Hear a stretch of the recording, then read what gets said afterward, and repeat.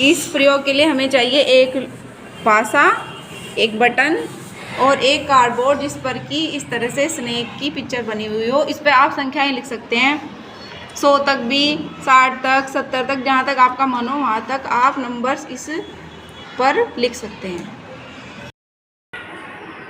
हम समझेंगे सम, विषम संख्याएं, अभाज्य संख्याएं। ठीक है, ये कार्डबोर्ड है। हमने कार्डबोर्ड पे क्या बनाया? स्नेक बनाया है। क्या बनाया? स्नेक बनाया ना। क्या बनाया है? स्नेक बनाया है। तो सबसे पहले क्या करो? पासा उठाओ। ये क्या है? पासा है। पासा क्या है? पासा। पासा, पासा हुसैन पासा फेंकेगा। फेंको पासा। पासा फेंक दिया जी। कितना नंबर आया? 5 आया जी। तो हम जो है हम सीख रहे हैं सम और विषम संख्याएं। क्या सीख रहे हैं? सम और विषम संख्याएं। अब सम और विषम संख्याएं जब हम सीख रहे हैं तो पासा फेंकेंगे और पासे को एक हमने ले लिया बटन। हमने क्या ले लिया? एक छोटा सा बटन। बटन को रख दो यहाँ पे। यहाँ से ही तो चलना स्टार्ट करेंगे। देखो जी, 1 से लेके और 90 तक संख्याएं लिखी हैं जी। अब बटन को हम तभी चलेंगे जब इस पासे पे विषम संख्या आएगी। कौन सी संख्या आएगी? विषम संख्या। अब 5 है, 5 आया ना जी। कितना आया? 5 आया। तो क्या विषम है? 5। हाँ, 5 विषम है। जो संख्या 2 से नहीं कटेगी वो संख्या विषम होगी। 5 विषम है। तो इस बटन को 5 तक चलो, 5 पे। ठीक है, चल दिया। तो 5 क्या होगी संख्या? विषम। क्या होगी 5 संख्या? विषम। अब पासे को दोबारा फेंको, दूसरा बच्चा फेंकेगा। तो फेंको आकाश। कितना आया? 2। क्या 2 विषम है? नहीं, 2 विषम नहीं है। क्योंकि विषम होती है जो 2 से ना कटे या 2 के पहाड़े में ना आए, है ना। 2 के पहाड़े में तो 2 आता है, 2 बन जा 2। तो 2 क्या है? सम है। सम, विषम नहीं है। दोबारा फेंकना पड़ेगा पासे को। चलो सलोनी फेंको पासे को। बटन नहीं हिलाना है भाई। कितना आया? 6। तो 6 क्या हुआ? 6 तो विषम है ही नहीं। पासा दोबारा फेंकना पड़ेगा। दोबारा फेंको। चलो काजल।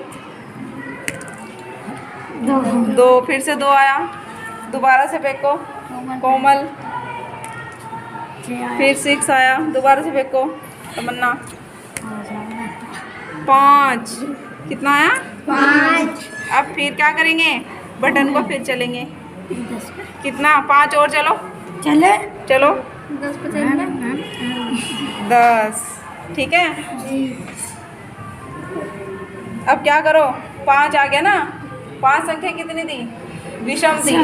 तो इसलिए हमने बटन को आगे चला। अब इस पासे को दोबारा से फेंको। चलो विशु फेंको।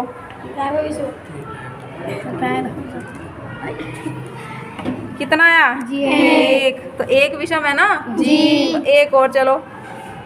ये हम लूडो खेल रहे हैं। क्या कर रहे हैं? लूडो खेले। सांप से बच के रहना, सांप ना काट ले। ठीक है, अच्छा है ना खेल जी। दोबारा फेंको पासे को। 5। कितना आया? फिर 5। 5 बहुत आ रहा भाई। चलो क्या करेंगे अब? 5 और नंबर और चलो। यहाँ पे 11 पे था ना, तो अब कितने पे आ गया? 16 पे। अब फिर पासे को फेंको। 4 तो समय। दोबारा फेंको। फिर 4। फिर दोबारा फेंको। 3 है ना विषम जी। तो कितना चलेंगे? 3 और चल दिया। तो इस तरह से हम क्या कर सकते हैं? सम और विषम संख्याओं को सीख सकते हैं।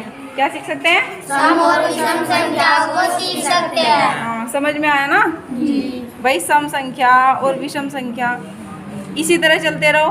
पासा फेंकते रहो और विषम आए 2 आया, 6 आया, 2 आया।